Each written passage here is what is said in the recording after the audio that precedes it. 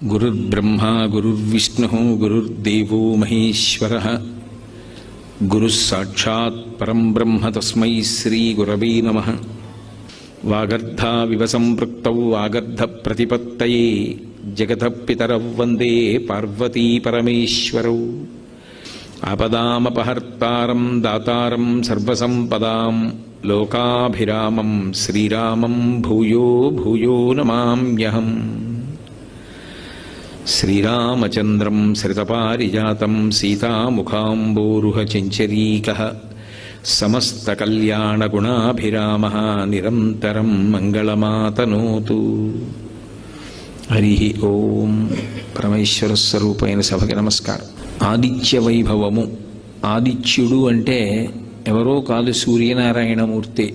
కశ్యప ప్రజాపతికి ఇద్దరు భార్యలు, దితి అదితి. దేవతలందరూ కూడా అదితి యొక్క సంతానం. రాక్షసులు దైత్యులందరూ కూడా దితి యొక్క సంతానం. దేవతలందరూ కూడా అదితి సంతానమైన అందరినీ ఆదిత్యులు అని పిలవరు.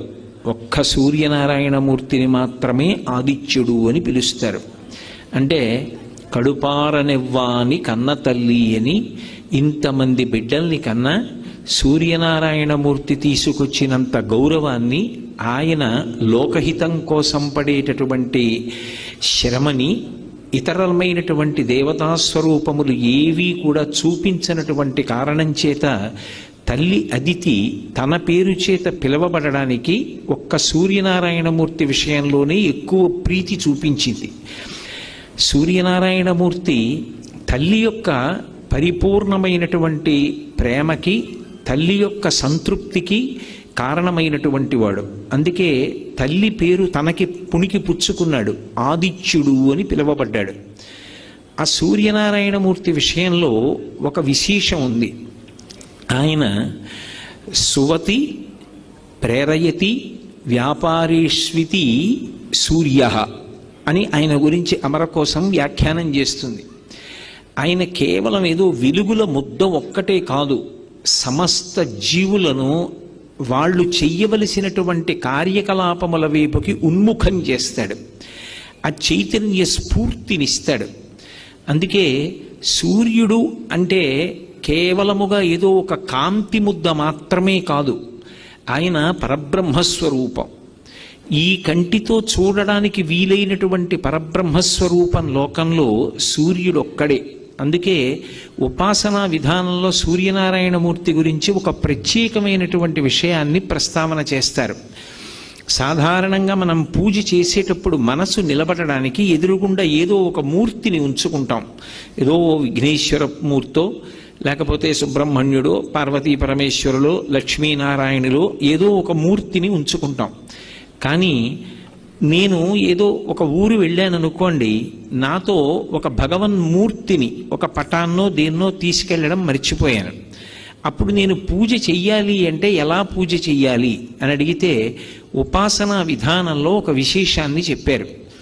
సూర్యనారాయణమూర్తి వంక చూస్తూ పూజ చేస్తే చాలు, ఏ మూర్తి అక్కర్లేదు, ఏ మూర్తి దగ్గర ఉండవలసినటువంటి అవసరం లేదు. సూర్యుడు ప్రత్యక్షమైనటువంటి భగవత్ స్వరూపం, పరబ్రహ్మస్వరూపం. అటువంటి పరబ్రహ్మస్వరూపమైనటువంటి సూర్యనారాయణమూర్తి కన్నుల ముందు ప్రకాశిస్తూ దర్శనమిస్తూ ఉండగా ఏ మూర్తి యొక్క అవసరం లేకుండా, అంటే నా ఉద్దేశ్యం ఇంటి వద్ద ఉన్నప్పుడు అని కాదు, ఏదైనా ఊరు వెళ్ళినప్పుడు దగ్గర భగవన్మూర్తి లేనప్పుడు పూజ చెయ్యవలసి వస్తే సూర్యుణ్ణి దృష్టిలో పెట్టుకుని పూజ చేసేయచ్చు. ఆ పూజ పరిపూర్ణమైపోతుంది. అంత గొప్ప శక్తి ఒక్క సూర్యోపాసన విషయంలో సూర్యనారాయణమూర్తి యొక్క దర్శనం చేత సూర్య ఆరాధనగా, మూర్తి లేకుండా ఆరాధనని శాస్త్రం అంగీకరించింది. ఎవ్వడు సృజించు ప్రాణుల ఎవ్వడు రక్షించు త్రుంచు ఎవ్వడనంతుండెవ్వడు విభుడెవ్వడు వాడి విధమున మనుచు బినుచు హేలారతుడై అంటారు పోతన గారు భాగవతంలో. ఈ సమస్త సృష్టిని ఎవరు చేస్తున్నాడో, ఈ చేసినటువంటి సృష్టిని అంతటినీ కూడా ఎవరు నిలబెడుతున్నాడో, ఈ సృష్టిని అంతటినీ మళ్ళీ హేళగా ఎవరు లయం చేస్తున్నారో ఆయనే పరబ్రహ్మం. ఆయనే ఒకనాడు సృష్టికర్త బ్రహ్మగా కనపడతాడు. ఆయనే ఒకనాడు స్థితికర్త శ్రీ మహావిష్ణువుగా కనపడతాడు. ఆయనే ప్రళయకర్త అయినటువంటి మహేశ్వరుడిగా కనపడతాడు. కానీ సూర్యనారాయణమూర్తి దగ్గరికి వచ్చేటప్పటికి ఒక విశేషం ఉంది. పరబ్రహ్మస్వరూపం అనుభవంలోకి వస్తుంది తప్ప పరబ్రహ్మముగా ముగ్గురు మూర్తుల యొక్క కలయిక స్వరూపంగా కరచరణాదులు లేకుండా ఈ మాంస చక్షువుతో దర్శనం చేయడానికి వీలైనటువంటి వెలుగుల ముద్దయినటువంటి పరబ్రహ్మస్వరూపం ఏది అంటే ఒక్క సూర్యనారాయణమూర్తి. మిగిలిన వాళ్ళెవరినైనా సరే కరచరణాదులతో కూడినటువంటి మూర్తిని మనం ఒక విగ్రహంగా ఉపాసన చేస్తాం. ఒక్కొక్కసారి ఆయన అనుగ్రహిస్తే ఏ రూపంలో మనం ఆరాధన చేశామో ఆ రూపంలో దర్శనాన్ని ఇస్తూ ఉంటాడు. వేదాహమేతం పురుషం మహాంతం ఆదిత్యవర్ణం తమసస్తుపారే సర్వాణి రూపాణి విచిత్య ధీర నామాని కృత్వాభివదన్ యదాస్తే అంటారు. ఎవరెవరు ఏ రూపంలో చూడాలని కోరుకున్నారో వాళ్ళకి ఆ రూపంలో అనుగ్రహిస్తాడు. పరిత్రాణాయ సాధూనాం వినాశాయ చ దుష్కృతాం ధర్మ సంస్థాపనార్థాయ సంభవామి యుగే యుగే. పరమ భాగవతోత్తములైనటువంటి వారు అంతటా నిండిపోయినటువంటి ఆ పరబ్రహ్మాన్ని ఒక రూపంతో చూడాలి అని కోరుకున్నప్పుడు ఘనీభవించినటువంటి నీతి ముద్దల ఒక రూపాన్ని తీసుకుని ఆ రూపంతో దర్శనాన్ని ఇస్తాడు. నిజానికి అలా రూపంతో ఆయన పరిమితం అయిపోయాడు అన్నది సిద్ధాంతం కాదు. అలా కరచరణాదులతో ఒక రూపంలో దర్శనమివ్వగలడు తప్ప పరబ్రహ్మస్వరూపంగా ఆయన ఉనికి అనుభవమునకు అందుతుంది. అద్వైతానుభూతిగా అనుభవంలో అందుతుంది ఆ పరబ్రహ్మం. కానీ అటువంటి పరబ్రహ్మమైనటువంటి స్వామి మన కంటికి ఒక వెలుగుల ముద్దగా కరచరణాదులు లేకుండా అంటే కాళ్ళు చేతులతో ఉన్నటువంటి మూర్తిగా కాకుండా దర్శనమివ్వాలి అంటే అది కేవలము ఒక్క సూర్యనారాయణ మూర్తిగానే దర్శనమిస్తాడు. మిగిలినప్పుడు ఒక మూర్తిగా భావన చేస్తే సృష్టి చేసినప్పుడు చతుర్ముఖ బ్రహ్మ అంటారు. ఆయనే లోకములను రక్షణ చేసినప్పుడు శ్రీ మహావిష్ణు స్వరూపము అంటారు. జ్ఞానాన్ని ఇచ్చి అజ్ఞానాన్ని లయం చేసేస్తే పరమ కారుణ్యము కలిగినటువంటి పరమశివస్వరూపంగా మహేశ్వరుడిగా కీర్తిస్తారు. కానీ ఈ ముగ్గురు మూర్తులు కూడా ఒక్క సూర్యనారాయణమూర్తి యొక్క తేజస్సు మారడంలో మనకి అనుభవంలో దర్శనమిస్తాడు. ఎలా అంటే ఆయన ఉదయేతు బ్రహ్మణో రూప, ఉదయకాలంలో ఉండేటటువంటి సూర్యనారాయణమూర్తి యొక్క బింబం ఏదుందో ఆ బింబాన్ని బ్రహ్మగారిగా సృష్టి చేసేటటువంటి చతుర్ముఖ బ్రహ్మ యొక్క కాంతిగా అందరూ కూడా భావన చేస్తారు. ఎందుకని అంటే బ్రహ్మగారి యొక్క ఇల్లాలు బ్రాహ్మి. బ్రాహ్మి అంటే సరస్వతీదేవి. సరస్వతీదేవి యొక్క కటాక్షము కలుగుట అన్న మాటకు అర్థం ఏమిటంటే తెలియని విషయము తెలియుట దగ్గర ప్రారంభమై వివేకమునందు పరిసమాప్తమగుట. విషయాన్ని తెలుసుకుంటూ వెళుతున్నాను అనుకోండి, ఏదో ఒక విషయం గురించి బాగా ఆలోచించాను, ఇప్పుడు నాకు అర్థమైంది అంటాను. ఇలా తెలుసుకుంటూ వెళ్ళేటటువంటి ప్రక్రియ సరస్వతీ కటాక్షం. చిట్ట చివరికి ఇది ఎక్కడ పూర్తయిపోవాలి అంటే చిరంజీవన్నీవ క్షపిత పశుపాశ వ్యతికర పరానందాభిక్యం రసయతి రసం తద్భజనవాన్ అంటారు శంకరాచార్యులు వారి సౌందర్యలహరిలో. చిట్ట చివరికి వివేకం కలగాలి. వివేకము అన్న మాటకు అర్థం ఏమిటంటే నిత్యానిత్య వస్తు వివేకం. ఏది ఎప్పుడూ ఉండేటటువంటి శాశ్వతమైనది, ఇది నిత్య వస్తువు, ఇది కదలదు, ఇది ఎప్పుడూ ఉంటుంది, ఇది శాశ్వతం. ఇంకొకటి జగత్, అది ఎప్పుడూ ఉండేది కాదు, అది ఒకనాడు ఉంటుంది, ఒకనాడు వెళ్ళిపోతుంది. ఈ జగత్తు ఉన్నా లేకపోయినా ఆయన మాత్రం ఉంటాడు. లోకంబులు లోకేశులు లోకస్తులు తెగిన తుది అలోకంబగు పింజీకటి కావల యవ్వండే కాకృతి వెలుగు అతనిని సేవింతున్నట్టారు పోతన గారు భాగవతంలో. ఈ లోకాలు, లోకంలో ఉండేటటువంటి లోకేశులు, లోకస్తులు అంటే లోకములను పరిపాలించేవాళ్ళు, పరిపాలింపబడేటటువంటి వాళ్ళు, పాలకులు, పాలితులు, ఈ జగత్తు అంతా కూడా ప్రళయ జలముల యందు మునిగిపోయిన తరువాత కూడా ఏ ఒక్కడు కాంతి స్వరూపమై సూర్యచంద్రులతో సంబంధం లేకుండా ప్రకాశిస్తూ ఉంటాడు. నత్ర సూర్యోభాతిన చంద్రతారకం నేమా విద్యుతో భాతి కుతూయమగ్ని త్వమేవ భాంతమనుభాతి సర్వం తస్య భాషా సర్వమిదం విభాతి అంటుంది ఉపనిషత్. చిట్ట చివరికి అందరూ ఎక్కడికి చేరిపోవాలి అంటే ఆయనకి దగ్గరికి చేరిపోవాలి. నదులు ప్రవహించి ప్రవహించి ప్రవహించి చిట్ట చివరికి సముద్రమునందు కలిసిపోతాయి. సాగర సంగమం పవిత్రం. అందుకే అంతర్వేది సాగర సంగమ స్నానం అంత ప్రఖ్యాతి. ఓ శాస్త్రం చదువుకోవడం కానివ్వండి, ఒక కళ గురించి తెలుసుకోవడం కానివ్వండి, ఏదైనా సరే వీటికి తనంత తానుగా యోగ్యమైన కాలం ఏది అంటే సూర్యోదయం నుంచి 88 నిమిషములు వెనక్కి లెక్క పెట్టాలి. అలా వెనక్కి లెక్క పెడితే ఏ కాలము ఉంటుందో అది సరస్వతీ కటాక్షమునకు అత్యంత యోగ్యమైన కాలంగా ఋషులు నిర్ణయం చేశారు. బ్రాహ్మీ ముహూర్తము అంటారు. బ్రాహ్మీ అంటే బ్రహ్మ యొక్క శక్తి స్వరూపమైన సరస్వతి.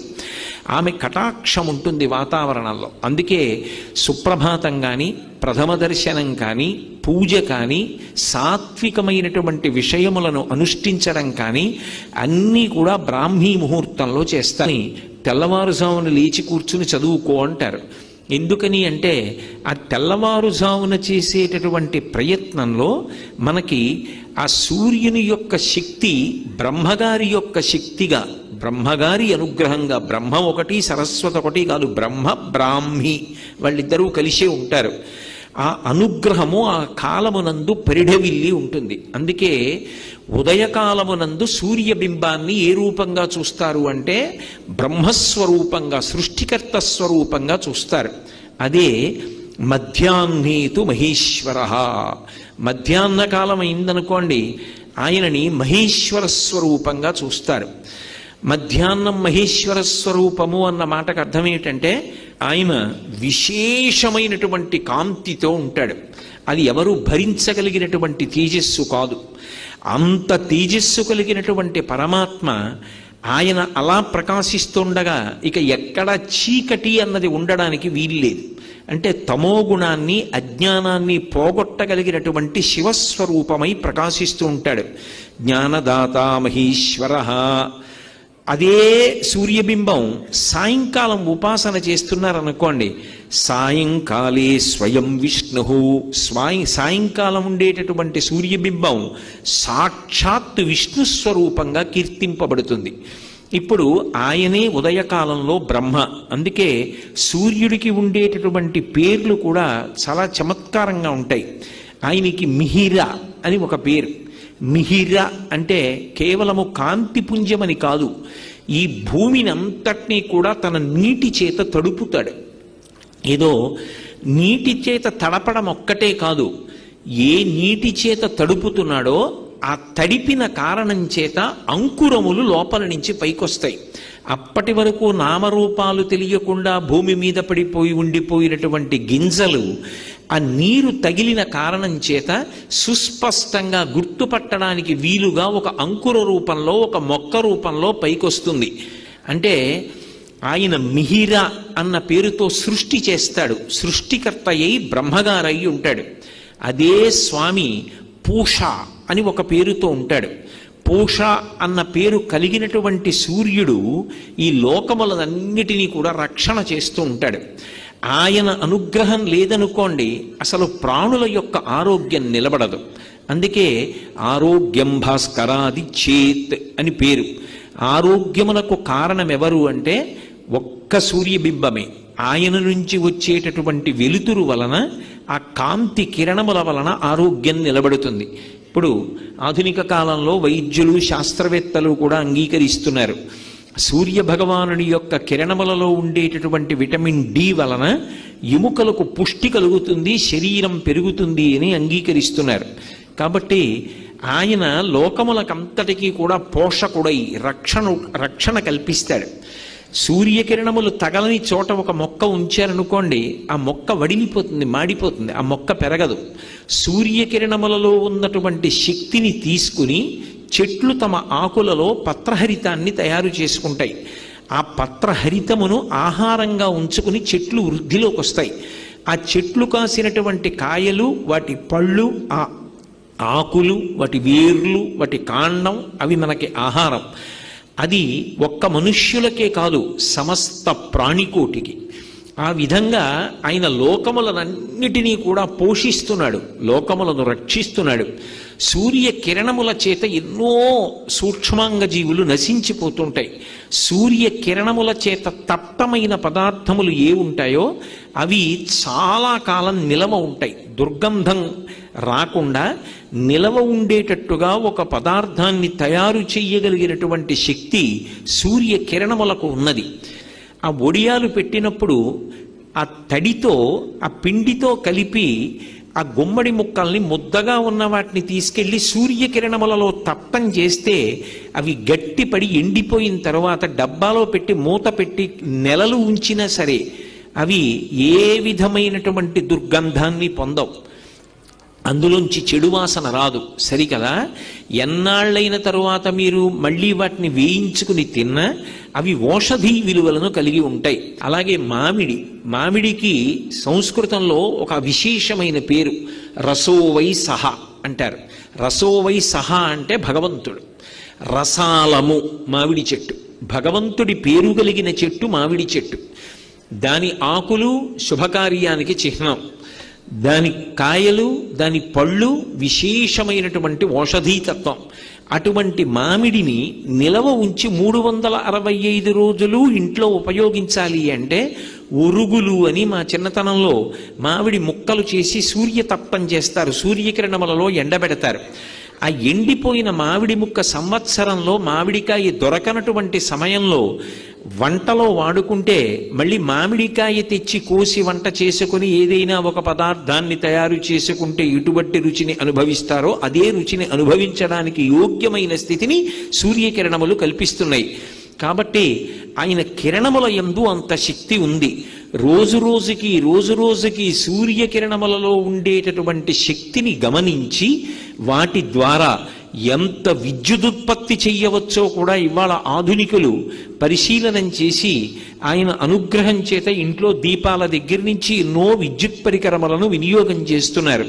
అందుకే ఆయన స్థితికర్త, లోకములన్నిటినీ కూడా నిలబెడతాడు. నిలబెట్టేటటువంటి లక్షణం ఉన్నవాడు కాబట్టి ఆయనకి పూష అని పేరు. అలాగే ఆయనకి హంస అని ఒక పేరు. హంస అన్న పేరు ఆయనకి ఎందుకు వచ్చింది అంటే ఆయన చీకటిని తొలగతోస్తాడు. చీకటిని తొలగతొయ్యడము అంటే అజ్ఞానాన్ని పోగొడతాడు. సూర్యుడు ఉదయించాడు అనుకోండి, ఉత్తర క్షణంలో చీకటి అనేటటువంటిది ఉండడానికి వీల్లేదు. ఇంకా సూర్యోదయమైనది ఇక చీకటి ఉండదు. సూర్యోదయమైనది చీకటి పోయినది కాదు, అసలు సూర్యుడు వచ్చాడు చీకటి ఉండే అవకాశమే ఉండదు. చీకటిని పోగొట్టడం సూర్యుని యొక్క ప్రధానమైనటువంటి లక్షణం. అజ్ఞానాన్ని పోగొట్టడం, జ్ఞానం ఇవ్వడం శంకరుని యొక్క లక్షణం. జ్ఞానదాత మహేశ్వర అని. అందుకే హంస అన్న పేరు చేత జ్ఞానాన్ని ఇస్తాడు. లోకంలో ఆరోగ్యం కావాలి అంటే ఎవరైనా ఎవరిని ఉపాసన చెయ్యమని చెప్తారు అంటే సూర్యనారాయణమూర్తిని ఉపాసన చెయ్యండి అంటారు. ఇప్పటికీ పిల్లల దగ్గర నుంచి పెద్దల వరకు సూర్య నమస్కారాలు చేస్తారు. ఆ సూర్య నమస్కారాల్లో కేవలం 10 విధములైనటువంటి భంగిమలతో చేసే నమస్కారాలు ఉన్నాయి. అవి తేలికగా చెయ్యడానికి వీలుగా ఉంటాయి. ఆ సూర్య నమస్కారం చెయ్యడం కేవలము శరీరమునకు ఆరోగ్యం ఇవ్వడానికి ఒక్కదానికే కాదు, ఆ సమయంలో సూర్య బింబాన్ని ఉపాసన చేస్తారు మనసుతో. ఆ ఉపాసన చేసిన కారణం చేత దృష్టి నిలబెట్టడం కూడా అలవాటు అవుతుంది. దృష్టిని కేంద్రీకరించడం, ఒక విషయాన్ని పరిశీలిస్తున్నప్పుడు, ఒక విషయాన్ని చదువుతున్నప్పుడు, ఒక విషయాన్ని వ్రాస్తున్నప్పుడు దృష్టిని దాని మీదే కేంద్రీకరించగలిగినటువంటి శక్తి దేని వలన ఉత్పన్నమవుతుంది అంటే కేవలముగా ఆ సూర్య నమస్కారముల యందు శరీరము చేసేటటువంటి అనేక రకములైన వ్యాయామ ప్రక్రియ చేత ఆరోగ్యం పొందడమే కాకుండా మనసుని సూర్యబింబము యొక్క కదలికల మీద నిలబెట్టినటువంటి కారణం చేత కేంద్రీకరణ శక్తి కూడా పెరుగుతుంది. అంత గొప్పవి సూర్య నమస్కారాలు. కాబట్టి ఆయన జ్ఞానం ఇస్తాడు.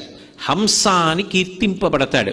అందుకే ఉదయకాలమునందు బ్రహ్మస్వరూపంగా, మధ్యాహ్న కాలమునందు మహేశ్వర స్వరూపంగా, సాయంకాలంలో కేవలము విష్ణు స్వరూపంగా, బ్రహ్మ విష్ణు మహేశ్వరులుగా ఒకే మూర్తి 3 కాలముల యందు ఉపాసన చెయ్యబడేటటువంటి వాడు ఎవరు అంటే సూర్యనారాయణమూర్తి. అందుకే ఈ మాంస చక్షువునకు గోచరమయ్యేటటువంటి పరబ్రహ్మస్వరూపం ఏది అంటే సూర్యబింబమే. సూర్యబింబం కర్మసాక్షి, సమస్తమైనటువంటి కర్మలకి కూడా ఆయన సాక్షిగా ఉంటాడు.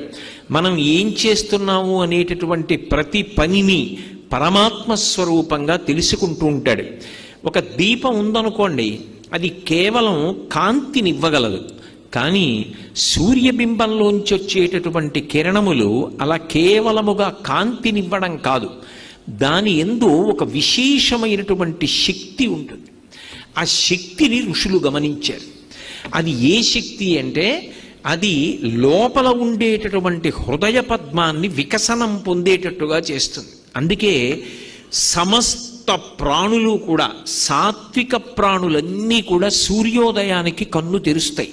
కృతఘ్నఘ్నాయ దేవాయ జ్యోతిషాం పతయే నమః అంటారు ఆదిత్య హృదయంలో. పరబ్రహ్మస్వరూపమైనటువంటి సూర్యుడు ఆకాశంలో ఉదయించేటప్పటికీ తత్పూర్వము లేచి ఎవడు ఆయనకి స్వాగతం పలకడో, ఎవరు ఆయనకి నమస్కారం చెయ్యడో వాడు కృతఘ్నుడు.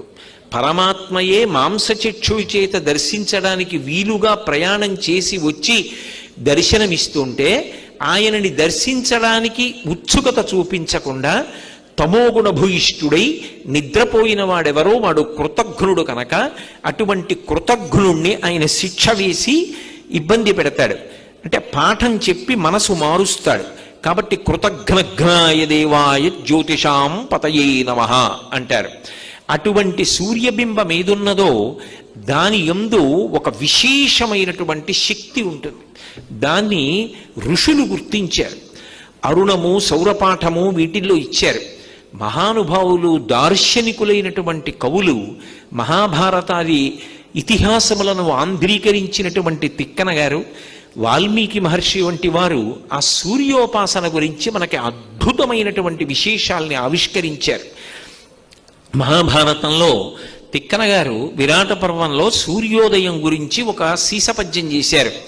నీరజాకరములు నిష్ఠయై చేసిన భవ్యతపంబు ఫలమనంగా దినసముఖాభినందిత చక్రయుగ్మకంబులయనురాగంపు బ్రువనంగా హరిహర బ్రహ్మ మహానుభావంబులొక్కటింకాగరగిన గట్టియనగా అతుల వేదత్రయలతికాచయము పెనుబొందన్ పుట్టెడు మూలకందమనగా అఖిల జగముల కందెరయగుచు జన సమాజ కరపుట హృదయ సరోజములకు బుకుళనంబును జృంభణంబును నర్చి భానుబింబంబు పూర్వాద్రిపై విలింగే అన్నాడు ఆయన. ఎంత గొప్పగా చెప్పాడు! నిజంగా సూర్యతత్వాన్నంతటినీ చెప్పాడు అందులో. నీరజాకరములు నిష్ఠయై చేసిన భవ్యతపంబు ఫలమనంగా. తపస్సు చేసేటటువంటి వాళ్ళు నీటిలో నిలబడి కళ్ళు మూసుకొని 2 చేతులు తల మీదకెత్తి అంజలి ఘటించి తదేక దృష్టితో భగవంతుణ్ణి మనసులో ధ్యానం చేస్తూ ఆయన దర్శనం కోసం తపస్సు చేస్తారు. ఆయన ప్రత్యక్షం అయ్యాడనుకోండి, అమ్మయ్యాని చేతులు కిందకి దింపి స్తోత్రం చేస్తారు. సరోవరాల్లో ఉండేటటువంటి తామర పూల యొక్క మొగ్గలు రాత్రంతా కూడా ఇలా ముడుచుకొని ఆ కాడ మీద నిలబడి ఆకాశంలో సూర్యనారాయణమూర్తి వంక చూస్తూ ఆయన దర్శనం కోసం రాత్రంతా తపస్సు చేస్తే బ్రాహ్మీ ముహూర్తంలో లేత సూర్యకిరణాలు వచ్చి ఆ బింబానికి తగలగానే, కిరణములంటే కరములు, చేతులు, భగవద్దర్శనమై ఇలా చేతులతో తపస్సు చేస్తున్న వాణ్ణి ముట్టుకునేటప్పటికీ పరమ సంతోషంతో అంజలి ఘటించిన చేతులు కిందకి దింపి భగవన్మూర్తిని దర్శించినట్టుగా